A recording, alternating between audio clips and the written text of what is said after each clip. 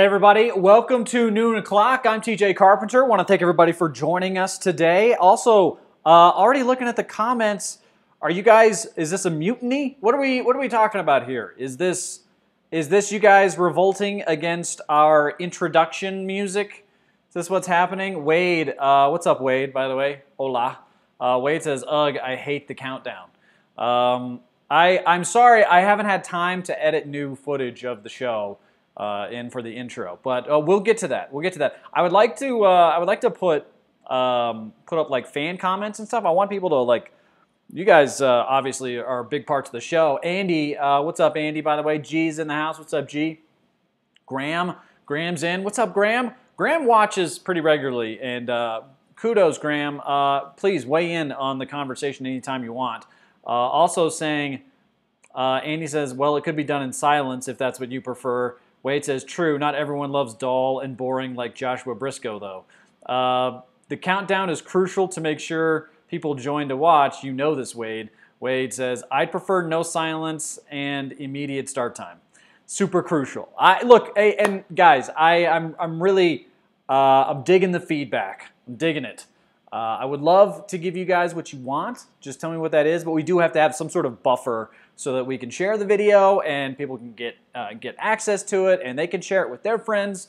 And then also, too, as always, we want to start the show off talking about our sponsors.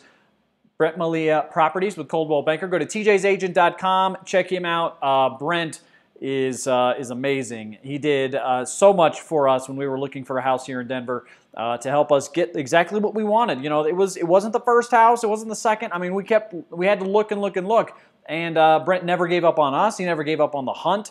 He always had new things for us to look at every single week. I would say, especially for first-time home buyers, if you're trying to get out of a cramped apartment and into a nice house, and look, my wife's she's picky. She wants what she wants. So it was really good to have Brent, who knew exactly how to find what it is she was looking for. Really great intuition by Brent. So if you're looking for a house in the Denver area, Brent Malia Properties with Coldwell Banker. I know how much you guys love Brent. And then also, too, always want to mention Platte River Mortgage. PlatteRiverMortgage.com, Sean Sedita. Sean's one of the best in the business. His crew at Platte River Mortgage really takes care of their customers, and they stay up in touch with you. I mean, there's a lot that goes into it after the fact as well. A lot of TLC here. So we love supporting local companies. We love that local companies support us here at Phantom. That's what we want to grow here, is a great community around the show, and they're huge parts of that community, as is Henry's 16th Street Tavern. Great place to watch the game this Sunday, Henry's 16th Street Tavern. Check it out when you can. You'll go once, you'll want to go again. If there's a Henry's Tavern near you, go to that one. If you're watching us from Seattle or Texas maybe, there's one up in Plano. I think I heard there was one in Oklahoma. So there's a lot of places where you can find Henry's 16th Street Tavern here in downtown Denver on the 16th Street Mall and Welton. 720-399-8466 is the number to call to make a reservation today. Make sure to tell them that Phantom sent you. Let's see here. Back to the comments here. Wade says, at least you got rid of that Ben Albright spot.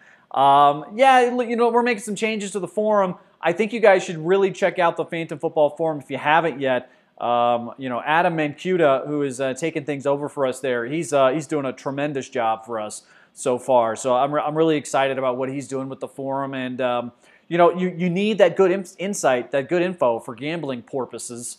And, you know, Adam was tremendous the first week, so I have no doubt that his insight is going to continue to win you money if you go there to the Phantom Football Forum. Andy says, what just happened here? Andy, a Brent Malia intro ad would be delightful. Yes, absolutely. We're going to put that in there. Also, Wade says, a lot of tick, but they want no scrubs. A lot of TLC, but they want no scrubs. You like TLC? Oh, tender loving care. That's what I said earlier. Okay, yeah. Jeff says, Travis Henry, the staff is all his kids? That would be weird. Wade says, yes, it would. A la WWE intro. Wade says, Adam M. rocks. Yeah, Adam's great. Yeah, Adam's really, really good. So we're going to have him on the show later on this week. Really excited about that as well. We'll talk to him. And also, too, I want to ask everybody, please, check out What the Football on Watch Mojo as well. If you haven't had a chance to check it out, it's a new show that we're doing with them. And I couldn't be more excited about what the potential for our partnership here with Watch Mojo is going to flourish into, because they obviously they've done an awesome job with their channel for years and years and years, and have built a huge audience around the top tens and other lists that they do. And so we're really excited to be doing a show with them. What the Football. Check it out Fridays every week throughout the football season, and stay tuned, because there's some really exciting stuff on the horizon there for Watch Mojo and us. All right, I didn't change any of the graphics from yesterday because nothing really happened. They signed a guy named Sharknado, but other than that, nothing really happened. Nothing's really happened with the Broncos this week so far. So look, it's Wednesday. Wednesday practices are always big for Vance Joseph. He always loves talking about how great a practice they had on Wednesday. King of the practice, Vance Joseph. Do you guys buy into this notion that that what we saw, not just in terms of, how do I put this? Not just in terms of the score and the win and everything, but what we saw on Sunday from the Broncos is real? That they are a good team. That this isn't fool's gold. Because last year, I will remind people, last year they started off 3-1. 3-1 starts are great, but the Broncos always start hot. So I don't really know what you can do with with like the analysis of the Broncos the first month of the season. What do you do? What do you do? I think it's it's really hard to pinpoint exactly what what a team is that first month.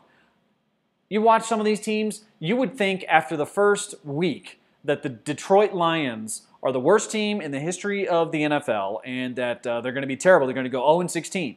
But I don't think anybody thinks that about the Lions, because they know that the talent there is too good. And look, the Raiders looked bad. Derek Carr threw 3 picks, and everybody's feeling really good about the fact that Derek Carr threw 3 picks in a loss. But, I mean, Case Keenum threw 3 picks in a win. So it's not as though the Broncos are blameless, or that the Broncos don't have anything to work on from that first week. Look, I think that the Broncos are superior to the Raiders. They're a better team, top to bottom. But I don't know if that necessarily means they're going to win this week. They're 5.5-point favorites right now. I kind of lean towards saying that they're going to win, because they always start off really, really well, as I mentioned previously. But like the idea that they're just going to run roughshod over the Raiders, I don't know. I don't know about that. I can't go that far. Let's go back to some comments here. Gambling porpoises. That's right. The gambling porpoises. Graham also liked the porpoises. And he says, you need Godzilla attacking Denver on your green screen pick. I do. What else should I put in there? I was thinking like maybe Peyton Manning's giant 5-head as like a skyscraper in the background. Wade says, WT football is an instant classic. Definitely take the time to watch that. Thank you very much, Wade. I appreciate that. That's very kind of you to say. And he says, Brett Malia could fight off Godzilla a la Matthew Broderick. He could. I could see that. Yeah, see, because you got Brent's face up there, and then Godzilla's attacking from the other direction. That could work. Andy, I heard analysis today that the first 2 weeks of the regular season are an extension of the preseason. No, they're not an extension of the preseason, because you really do get to see the starters, the players who matter. What we saw from Aaron Rodgers in the first week was amazing. What we saw from Ryan Fitzpatrick, what matters versus what doesn't matter from week 1? That's what the question I want to ask you guys is, what do you think mattered in week 1? What do you think was pointless, was irrelevant in week 1? Because in the first week, Deshaun Watson didn't look great. I think Deshaun Watson's a pretty good quarterback, but I'm not going to say he's terrible. He forgot how to hand the ball off. But what else would you say didn't really matter that much? I think the Sam Darnold thing matters. I think that the Sam Darnold statistics, that his breakout, he looked really, really good. And I think that that's a real takeaway from the weekend, was that Sam Darnold could play. And the Browns are probably just kicking themselves, because they had to watch their team shank away a sure win, and also watch Tyrod Taylor go 15 of 40, while also watching Sam Darnold the same opening weekend put up the best rookie performance to debut as a quarterback since Tom Brady in 2001. that is peak Cleveland Browns. I don't know if you can get any more Browns-ish than that right there. This is going to be another vintage Brown season. Sam Darnold looks legit. I wouldn't say that Patrick Mahomes. I'd stay off on Patrick Mahomes. Mahomes is good. I don't think he's going to continue to get really, really good. But I made this point to Brad Evans, Yahoo Sports fantasy expert, because he's really high on Mahomes. He was one of the more bullish fantasy experts, saying, "Hey, man, he's the 10th best. He's in the top 10 of my quarterbacks. I am drafting him in my leagues." That's what Brad said. And I was like, okay, well, after the first week, I'm with you in principle on Patrick Mahomes. Patrick Mahomes is a good quarterback, and I think he's going to continue to get better and better and better. But this first season, I still think he's going to struggle, and it should be noted, Andy Reid has only had one quarterback ever who's thrown for over 30 touchdowns. One. In his entire career. One season where that happened. 2004, Donovan McNabb. That's the year they went to the Super Bowl, and I think he had 32. So it wasn't like a huge amount of production from McNabb, even when it was the best statistical season Andy Reid quarterbacks ever had. So you take a look at those numbers, and you take a look at that fact in and of itself. You have to acknowledge that the first week of Patrick Mahomes, a little fool's goldish. I will call Patrick Mahomes' first week performance a fraud. It's a fraud. It's fraudulent. He's good, but he's not 4 touchdowns good. And if you go back and you look at that, 3 of the 4 were mostly on the receiver, and then the fourth one was one to Anthony Sherman, which is a really good pass. But that was one good throw. And also, too, I've seen Alex Smith under Andy Reid do the exact same thing that Patrick Mahomes did. He had 5 touchdowns against the Raiders back in 2014, and 4 of those were screen passes to Jamal Charles. Like, of course, that offense will occasionally get a number of a defense, and that defense won't be able to adjust, and they'll have problems, and then they'll give up a bunch of points. That happens. As long as you keep that Andy Reid offense in front of you, though, they're not going to beat you. Andy Reid is the best coach ever at the first 85 yards of the field. The first 85 yards of the field, Andy Reid is a magician. He's amazing. It's those last 15 that he has a really big problem with. He can get into the red zone. He can't get into the end zone, which is why that week that Mahomes had, good, but there will also be the inverse of that, which is there's also going to be a week where they kick 5 field goals and lose, and you don't know how on earth they can't score more touchdowns in the freaking red zone. Why will they not pass the ball into the goddamn end zone? That's the other side of Andy Reid. So just get ready for that yin and yang in Kansas City. Let's see here. What else we got? Andy says, I heard analysis. Yeah, we read that one. Blucifer could take Godzilla. Blucifer? Who's Blucifer? Oh, you mean this guy. This Blucifer. The devil horse. Is that who you're talking about? It's a blue devil horse that the Denver airport has decided they put the statue of to scare people away from moving to Denver. At least that's what I hope that the statue was for. Also, have you seen that they're doing renovations at the airport, and all the signs that they have out there are all like really leaning into heavy the conspiracy theory that the Illuminati built the airport and have created bunkers for the uber rich, the elites, when the apocalypse comes. They're really leaning into that. There's all kinds of conspiracy theory posters. I'm like, what are we doing? What's the Illuminati involved in here? Wade said, Brent Molina cannot fill out online forms. He does not submit. I don't know what that means. Andy says, Josh Allen starting week 2. Yeah, Josh Allen, the Nathan Peterman. I feel so bad for Nate Peterman. You knew that was going to fail for Buffalo. You knew it was going to fail. And they did it anyways. Who starts Nathan Peterman over Josh Allen? Who? The Bills. That's who.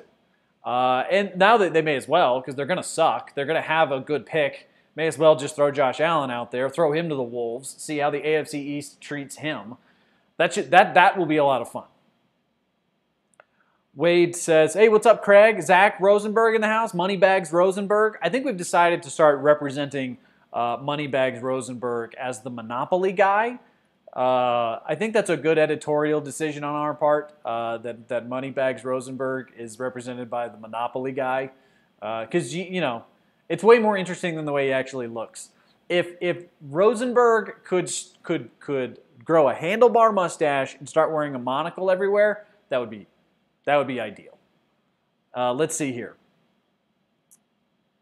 Wade said Brent Malia is responsible for global warming. His wife was cold, so he turned up the sun. Andy says, coming to local Denver bakeries, Case key lime pies. That's nice. Very, very well done, Andy. Good job. Wade, Brent provides a bearskin rug for every house he sells, none of which are actually dead. They're just too afraid of Brent Amelia to move. That's perfect. Sean, hey, what's up, Sean? Sean's in the house. What's up? He's saying, what's up, TJ? Thank you very much. What are your thoughts on the Broncos? I think they're going to start off 2-0, but I think it's going to get people excited because you beat the Raiders. But just know that these first two opponents are the Seahawks and the Raiders, both of whom suck. They're bad teams. They both might be fourth-place finishers. And so while I think that the Broncos are better, I will caution people. I'm just cautioning you. Don't get too excited about beating the Seahawks because they're not that good. And then if you go out and you beat the Raiders, well, what does that really prove? Because I think that the Rams are really good, and I wouldn't be shocked if this is a close game because the Rams are way better than both the Raiders and the Broncos. The Rams are so good. Zach says, or Andy says, Zach, Moneybags Rosenberg. That's right. Perfect. They actually have the money bags. That's what his money bags look like, too. I've seen him carrying them around. Let's see. Where were we? Oh, the Broncos and the Raiders. If I had to put a number, like a ranking on what I'm most concerned about with the Raiders for the Broncos, I would go Derek Carr first, because he's still good. People are making it out as though Derek Carr's a shitty quarterback. He's not. He's not a bad quarterback. He's had injury problems. He's had no help. Amari Cooper can't catch. And I think the 3 picks, one of them was inexplicable, but he's not getting any help. And he was going up against Aqib Talib and Marcus Peters. That's not fair. How many teams are going to play well against that defense? Not many. So is this game going to be close between the Raiders and the Broncos? I think it's going to be kind of close. 5.5-point spread. I will take the Raiders. I will take the Raiders on a 5.5-point spread. I still think the Broncos could win. And in fact, I think they probably will win because they're a better football team. But not by much. That's a one-score game. I could see that going very similarly to the Seahawks game. Because you're basically playing Seahawks 2.0 here. It's a poor man's Seattle Seahawks. They got a little bit more on offense, but their defense is a mess, just like Seattle's. And outside of their quarterback, who can make plays, who's got a good hookup with his tight end, which, by the way, was exactly the problem with stopping Seattle last week. They got all the same earmarks. It may be a little bit easier if you say, well, if the Broncos just clean up the turnovers, then they would have won that game by 17. Sure, but there's no guarantee that they're going to clean up the turnovers. What if the Raiders clean up their turnovers and the Broncos don't? Then you're going to lose to the Raiders. So, I'm just saying this game is going to be close. Don't act as though it's like, oh, wow, the Raiders are terrible. Did you see that last week? Teams have a very peculiar knack for bouncing back in a big way after getting embarrassed like that, where they don't necessarily win, but they definitely play better. That's a big motivator, is looking that shitty to a national audience. To a team in front of a bunch of fans who are upset with you leaving town anyways, and then in the States. So there's a lot that goes around California pride or whatever it is, and of course, Raiders fans in Los Angeles. There's a lot around that game. That game was important to people. Let's see here. Sean says, I was happy to be right that they would win. Case showed he is a veteran and didn't let those interceptions get to him, unlike Lynch and Simeon last year. Sure, yeah, I think that's uncharacteristic, obviously, of Case Keenum. I just want to know what he's going to do about it. Is he going to continue to be aggressive and not let the interceptions bother him and then not throw the interceptions? Or is he going to continue to let it not bother him and be aggressive and still throw interceptions? Or is it that he's going to not throw the picks, but he's also not going to be aggressive, and that's not great either? So there's a lot of different levels to this where you're saying, okay, well, what's Case Keenum going to be? I don't know how he's going to react to that. I feel like the fact that they won the game helps him not lose confidence, certainly. But, Bill Musgrave may be drawing up a whole different game plan for the Raiders this week, who, by the way, for at least a half, looked pretty decent against the Rams.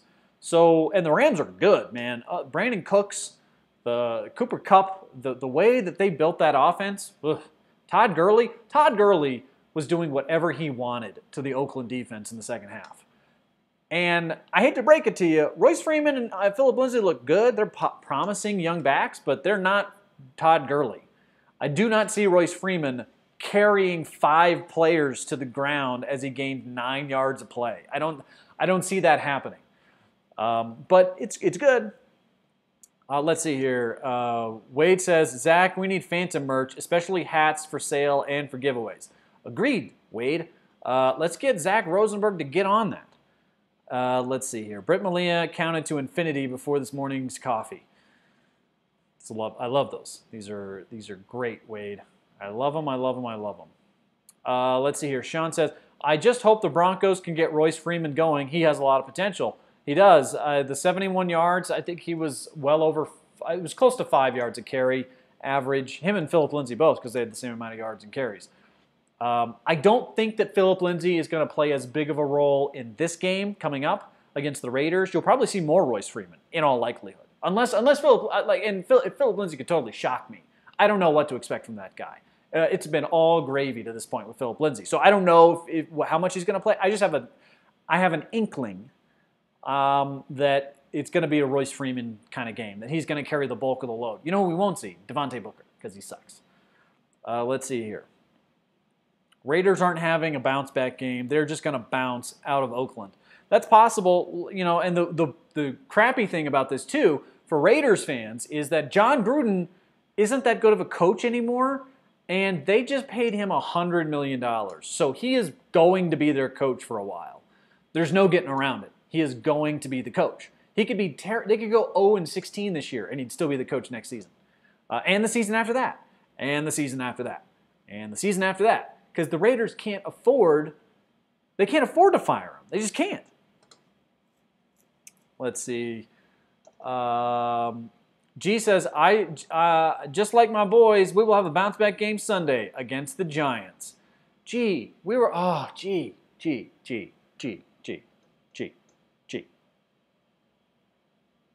gone through this. You're nothing but Ezekiel Elliott. That's all you have. You're basically like the Detroit Lions and with Barry Sanders, if Barry Sanders weren't a Hall of Famer. That's fair. They're not a good team. The Giants are going to beat you at home, and then it's going to get embarrassing. And Jerry Jones is probably going to fire Jason Garrett midway through the season, and then he's going to be the interim coach. Or he's going to hire Houston Nutt. That's what he's going to do. That's because I know Jerry Jones and I know how he operates. That's what's going to happen. He is going to fire Jason Garrett, and he's going to hire Houston Nutt, and it's going to be like the 2006 Razorbacks. And Darren McFadden's going to be there. Peyton Hillis is coming out of retirement. All of those guys. They're all going to be. It's going to be Razorback football 2.0. Reggie Herring's going to be the defensive coordinator. I think Reggie Herring's the linebackers coach here in Denver, by the way. Let's see here. Andy says, maybe I should just design some shirt designs. Yes, Andy, please do that. Submit some shirt designs. I thought would be a really cool Phantom shirt. Here's what I wanted. What I wanted to do was just a black shirt with the blue devil horse, Blucifer, have Blucifer on the front, and kind of like pencil drawing a little bit, kind of do like a pencil Blucifer, and then just have a kind of like a black on black, like kind of grayed out Phantom logo behind him. Pretty good. Let's see here. Wade says, don't forget the pleasantly plump folks. I need big and tall sizes, bro. So we're doing this. Zach says, Wade Zetterberg, how about a bucket hat of TJ's face? You mean like this face? Yeah, I think that would go well on a bucket hat. Let's see. Wade says, I'd wear it proudly. Thanks. Thanks, Wade. You'd wear my face on your head. That's kind of creepy, actually, now that I think about it. You could just rip my face off and wear it as a necklace, which, that's what they do in Africa. A lot of times you get in the wrong neighborhood over there. Go to Tanzania, go down the wrong alleyway in Zanzibar. Yeah, somebody's wearing your face as a necklace. Yeah, that's what happens in other places, like Zanzibar. Did you know Zanzibar was in Tanzania, which was in Africa? Did you know that? It's right off the coast of Madagascar. Yeah. Geography. Let's see. Mark's saying cheers. What's up, Mark? Andy, the Giants had like 3 wins last year. 2 were over the Cowboys. Right. And now they have Saquon Barkley, who looks really good. They've got Odell Beckham Jr., who's happy. And Eli Manning's not a bad quarterback. He's definitely better than Dak Prescott. So what do you have that the Giants don't have? The correct answer to that is a defensive end with all of his fingers. That's the right answer to that question. Wade says, not if you make the face. G said, so you don't want me to make this face, not this face? That's a good face. Anytime somebody told me to smile, one time in 2nd grade, I took class pictures, which are always fucking awful. I took the class pictures in 2nd grade, and I didn't open my mouth. I smiled like this. And my mom said, you have to open up your mouth when you smile. So I started smiling like this. And everybody seems to really like that smile, even though they think it's fake. It's not fake. It's just me opening my mouth when I smile. And I don't want to squint like Gary Shandling. I don't want to squint. So, yeah. Let's see here. G says, we are still going to the Super Bowl. G, man, come on, I'm trying to help you here. I'm trying to help you out, G. Look, the sooner you come to terms with how shitty the Cowboys are, the sooner you can enjoy this Cowboys season. Enjoy the suck. This is one of my biggest things with fans. I'm telling you, look, you don't have to take your sports seriously. Don't take them seriously and enjoy them all the time. I enjoy it when my team's terrible. I enjoy it when my team is good. The only team I really root for is Arkansas because that's my alma mater. But I don't even really root for them. But I can enjoy the Broncos being awesome, which is a lot of fun, and I can also enjoy the Broncos being super shitty because I can find the funny in any of that stuff. For me, my sense of humor allows me to do that. That kind of started with the Royals. Because, I really enjoyed the Royals being terrible. I thought it was funny. That's why I enjoy talking about the Browns. The Browns are terrible. And the fact that a tie somehow feels worse than a loss is so Browns. It's just that it just caramelizes in your head as, oh, yeah, that's Browns. That's a Browns thought. Watching them shank away a surefire victory in the rain is somehow worse than watching them lose because Cleveland has made such a big deal out of winning. They had a chance to do it, didn't, and also the weather sucks. That's the... I was thinking what are the... because in college a lot of times the color of your jersey is supposed to represent something, like the navy and the gold with Notre Dame. The colors are important in a lot of ways. Sometimes it's a unique color because of that. So there's some significance to it. I was thinking, what's the significance of the colors of the Browns uniforms? And I was thinking the brown would be obviously river water pollution, and because the Cuyahoga River's been set on fire 11 times. And then the white would just be bad weather, inclement weather. That's what the white is just overcast. Because that's what it always is in Cleveland. It's always overcast. Everything is gray and brown all the time. It's pollution and bad weather and remorse. That's all it is all the time in Cleveland. And it's just so Browns. It's so Browns of them. And then, the other teams are well, I can't even watch. Well, who else can I watch? Oh, the Cleveland Cavaliers without LeBron James? What? Who wants that? No one? Okay, can we just fold the Cavaliers into, like, just absolve them? Can we make them part of the Indiana Pacers now? We don't need the Cavs anymore. We don't need the Cavs. Dan Gilbert can sell the team. It can be absolved by the Pacers, and we can just have two. We can have two Pacers. I would rather have two Pacers than the Cleveland Cavaliers anymore. We don't need them. There's no point. And then there's the Cleveland Indians, which have a super characterized, cartoonish, racist mascot, which they refuse to get rid of. And so there's that. And then there's also, the woman beater sympathizer down the road in Columbus, Ohio as your college team. Things are going great in Cleveland. All right, let's see here. G says we are still going to the Super Bowl. Andy says my best friend from high school and his wife are teachers in Zanzibar. True story. That's very cool. Who is the most famous person ever to be born in Zanzibar? I'll tell you. Freddie Mercury. Fun fact. Freddie Mercury was born in Zanzibar. Let's see. G says, what the fuck, better than Dak? I want double of what you're smoking. You don't think Eli Manning is better than Dak Prescott?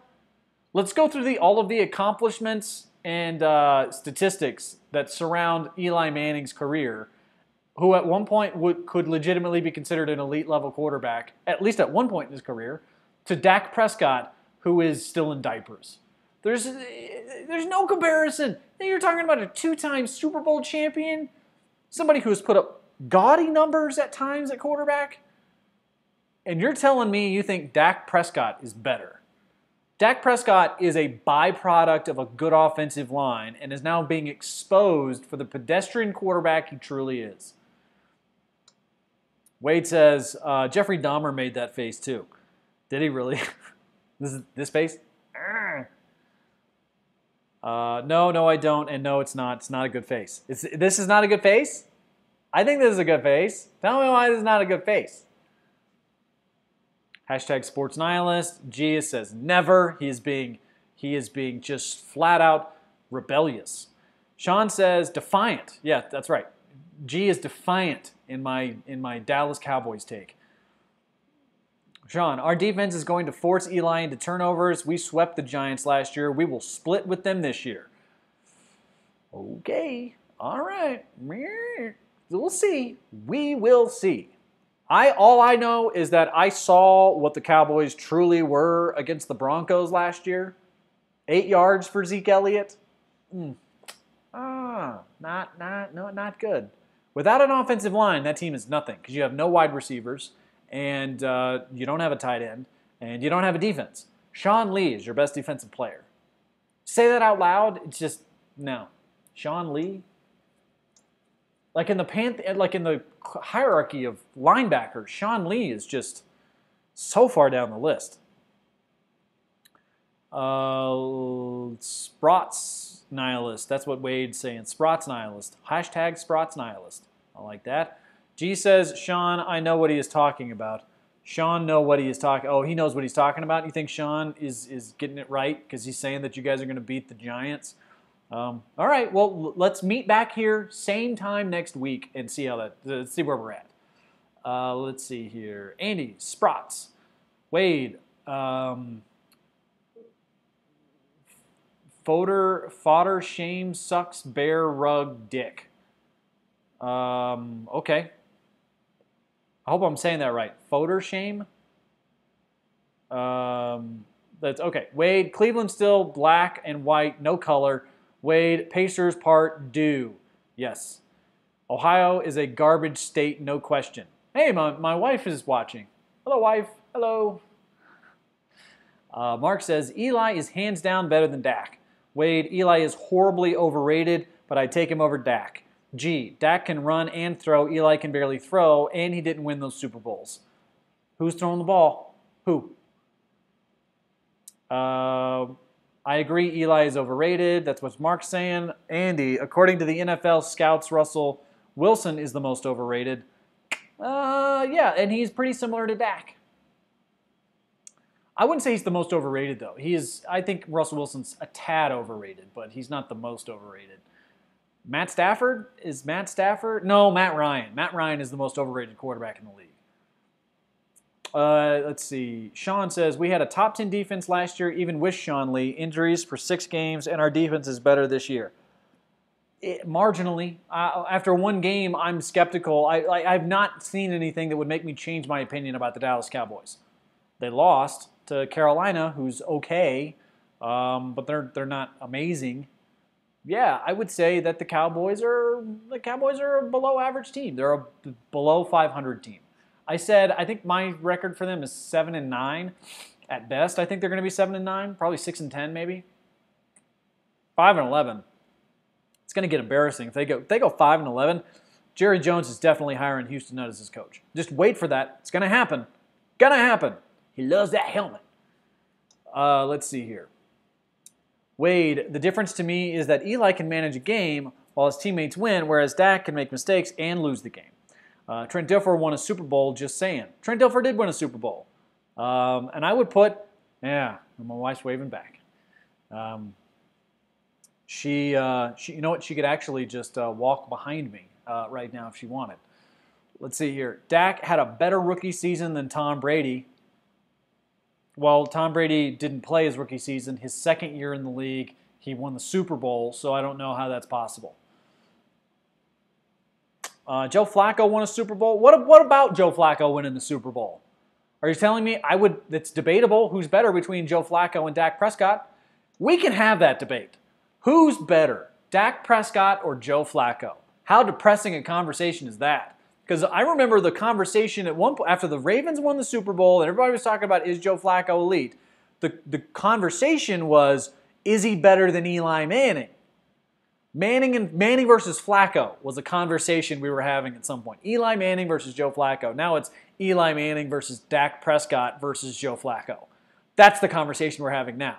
How depressing is this for Cowboys fans? They're finally acknowledging and understanding, or it's dawning on them, like, oh shit. Oh, Dak Prescott is the future. Joe Flacco, Eli Manning, Russell Wilson. He's right there in the middle of that triangle. The Wilson, Flacco, Manning triangle. Dak Prescott is square in the middle of overrated guy who makes plays with his feet and 2 washed up over the hill, formerly considered elite game-managing quarterbacks. That's where Dak Prescott is. He is right there, right in the middle of the that's what we'll call it. It's like the Bermuda Triangle, only it's the Flacco, Manning, Wilson Triangle.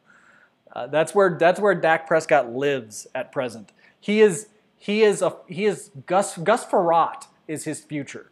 That's Dak Prescott's future. Dak Prescott's future is throwing a ball at a wall and then giving himself a concussion. That's where Dak Prescott's career is headed. Let's see. Wait. Mel is here to defend Ohio. Who? You're talking about my wife? My wife won't defend Ohio. Andy says Ravens references, or is it a different Mel? Mark, Dak had 1 year, double exclamation point, and failed to perform when Zeke was suspended. That's right. You get a thumbs up for that one, Mark. Andy, people can defend Ohio? Not really. I mean, they have had 8 of our presidents.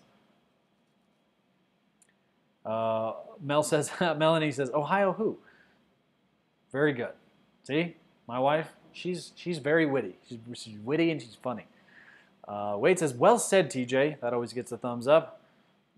None are elite. None of them are elite. We were just having that conversation about whether or not they were elite. That was a real conversation we really had in real time. Wade, Wilson, Eli, Flacco, trinity of overratedness. That is Trent Green. Yes, Trent Green. Gus Frerotte. Dak Prescott's future is somewhere between Trent Green and Matt Castle. He's in the middle of the triangle of overratedness. I love that. That is so good, Wade. Wilson, Eli, Flacco, trinity of overratedness. Trent Green, Gus Frerotte. By the way, Trent Green used to back up Gus Frerotte in Washington. You remember that? I remember that because the very first game I ever purchased, football game I ever purchased, was Madden 64.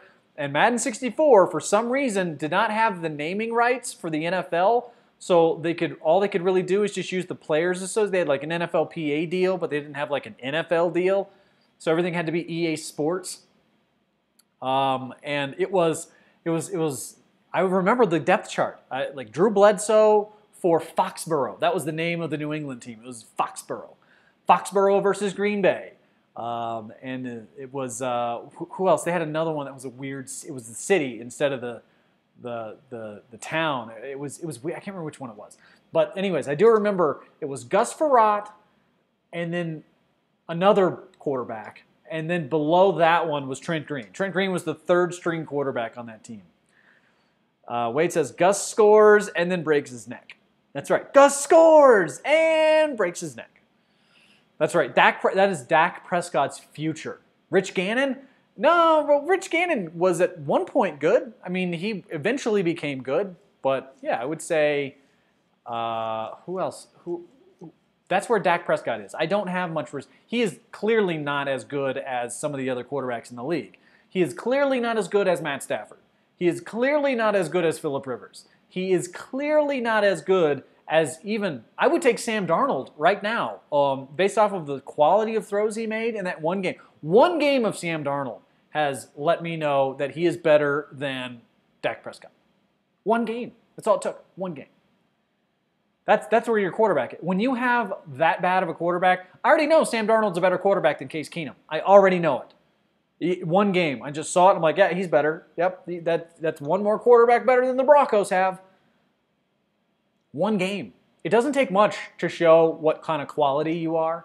Now, Dak Prescott can work his ass off, and if he's ever going to win a championship, it's going to be because of that, not because of his innate ability. I mean, even Tom Brady will acknowledge, hey, Aaron Rodgers is more talented than I am.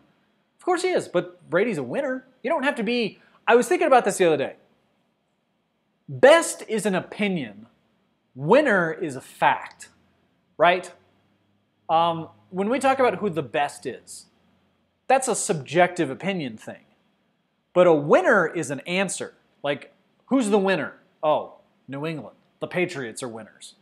And if I had to say who wins, like Brady wins, clearly. Brady, we were talking about this a little bit yesterday. I think Aaron Rodgers is a better quarterback than Tom Brady is. Objectively, I think that anyone who's ever watched the game will say that Aaron Rodgers is a better quarterback.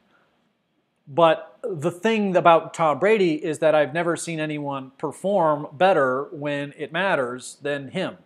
He's remarkable. He almost never makes a mistake late in games. Almost never. And that, to me, is the difference between being the best and being the winner. I think that Aaron Rodgers is the best. I think Tom Brady is the winner. And that's why the Patriots are so freaking good. Because not only do they have the stability at that position, but they've got a guy who never makes mistakes in the clutch. Almost never. Rodgers will make mistakes. What he did was remarkable late in that game. He's starting to do a lot there, but there's some limitations that he displays on a fairly regular basis. Jake Plummer, Rex Grossman, yeah, Dak Prescott is in there. Geez, like, wow, the Dak hate is real in here. That's right. People are not a fan of Dak. There's with good reason not a fan of Dak. Mark Brunell, so many Redskins quarterbacks. Rex Grossman, it was Jason Campbell.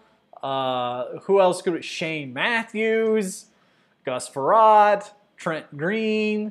Who else could we throw in there as like just like disgustingly average? What is that?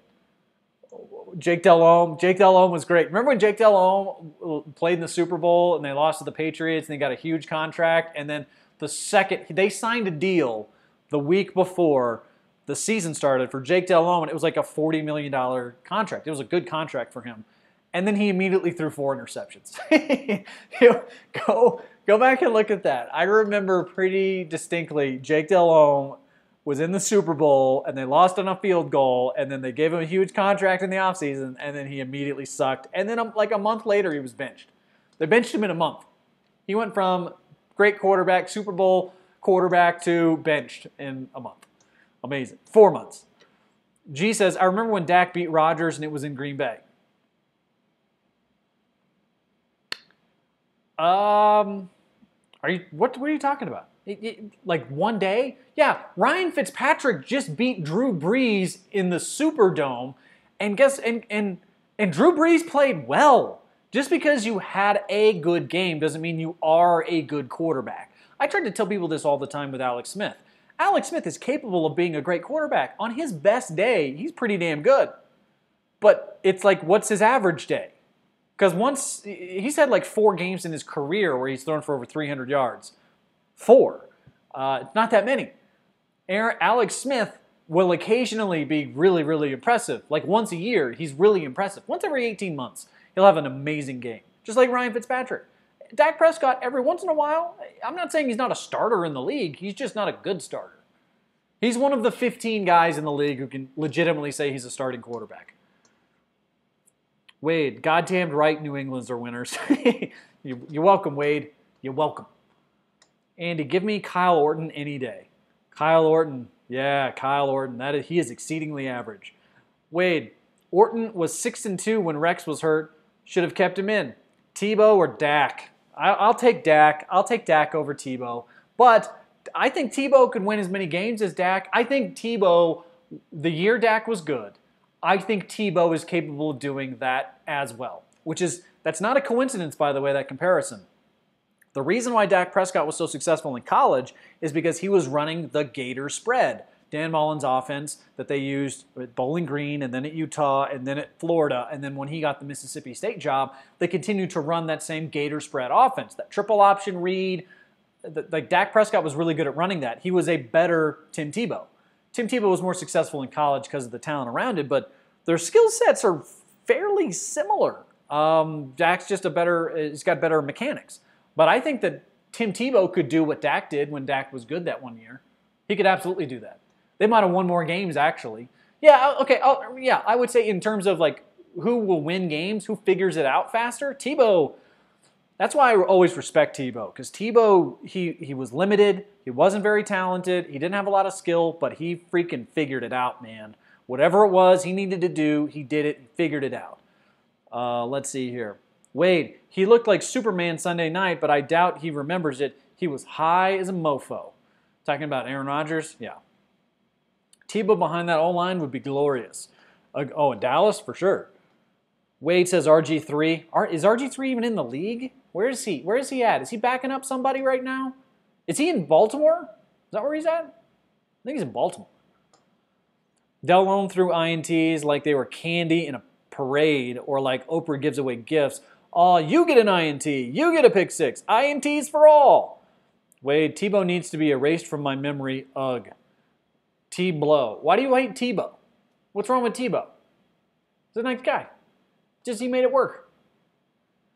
Andy, Wade hates Tebow more than Dak. Yeah, I think I think that's correct. Hate that turd. That's what Wade's saying about Tim Tebow. All right, guys, I'm out of here.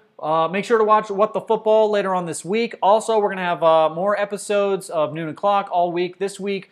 It's going to be a lot of fun. Don't forget, this Sunday, we're going to be doing another watch party, so make sure you accept the invitation to that. We'll be out either at Oscar Blues or at Henry's Tavern this Sunday. We'll get that information to you as soon as we can, but make sure you watch for sure here on Phantom. We'll be giving away some prizes. We'll be playing some games, and most importantly, we'll be having a conversation with you guys right here on Watch Phantom. Also, remember to support our sponsors. If you're looking for a house in Denver, go to tjsagent.com. Brent Malia Properties with Coldwell Banker will hook you up. Also, if you need help with your mortgage, go to PlatteRiverMortgage.com. Sean Sedita and Platte River Mortgage will help you, like they helped us, get the best possible rate on a mortgage for your home. Buying, selling, refinancing does not matter. PlatteRiverMortgage.com is your go-to source. That's going to do it for us here on Phantom. I'm going to be back tomorrow. Same bat time, same bat channel. Later, y'all.